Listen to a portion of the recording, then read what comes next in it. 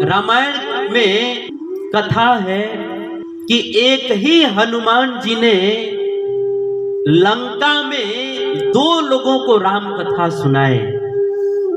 एक तो माता सीता जी को और दूसरा रावण को, दो लोगों को कथा सुनाए। लेकिन हनुमान जी ने जब माता सीता जी को राम जी की कथा सुनाए तो मां सीता जी जो है हनुमान जी के मुख से राम कथा सुन करके सारे दुखों से मुक्त हो गई। रामायण में वर्णन है, रामचंद्र गुण वर्णे लागा, सुनत ही सीता कर दुख भागा। जब हनुमान जी के मुख से माता सीता जी राम जी की पवित्र कथा सुनी तो कथा सुनते ही सीता जी सारे दुखों से मुक्त हो गई।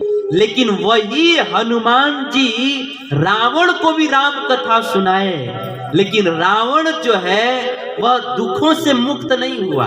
तो स्वाभाविक प्रश्न होता है, एक ही हनुमान जी ने लंका में दो लोगों को कथा सुनाया, लेकिन सीता जी दुखों से मुक्त हो गई, लेकिन रावण दुख से मुक्त नहीं हुआ। क्यों? इसका कारण क्या है? क्योंकि सीता जी इसलिए दुखों से मुक्त हो गई क्योंकि सीता जी राम कथा विनम्रता पूर्वक सुन रही थी, घमंड और अहंकार पूर्वक नहीं सुन रही थी, इसीलिए वो दुखों से मुक्त हो गई। लेकिन रावण जो है वह तो अहंकार पूर्वक, घमंड पूर्वक राम कथा सुन रहा था, इसीलिए वह कथा के असली फल से वंचित रह गया। रामायण में वर्णन है कि जब हनुमान जी राम कथा सुनाए उसके बाद रावण ने अनुमोदन में क्या कहा कि अरे बानर, ज्ञान देने के लिए तुमको हम ही मिले थे। बोला बिहसी महा अभिमानी, हम ही मिला कपि गुरुबड़ ज्ञानी।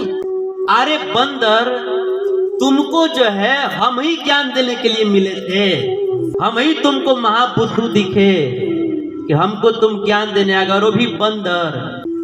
इस तरह से रावण जो है कथा तो सुना लेकिन वह घमंड पूर्वक सुन रहा था, अपने धन, अपने पद, इस सब का अभिमान लेकर के तब वह राम कथा सुन रहा था कि मैं तो बहुत बड़ा ज्ञानी हूं, ये बंदर क्या मुझे ज्ञान देगा, मैं तो सोने की लंका का राजा हूं। इस तरह से अहंकार पूर्वक कथा सुन रहा था। तो वह हनुमान जी जैसे महाभागवत के मुख से भी राम कथा सुन करके और वो कथा के फल से वंचित रह गया। इसीलिए हम सबको जो है राम कथा हो चाहे कृष्ण कथा हो, हमें विनम्रता पूर्वक कथा सुननी चाहिए।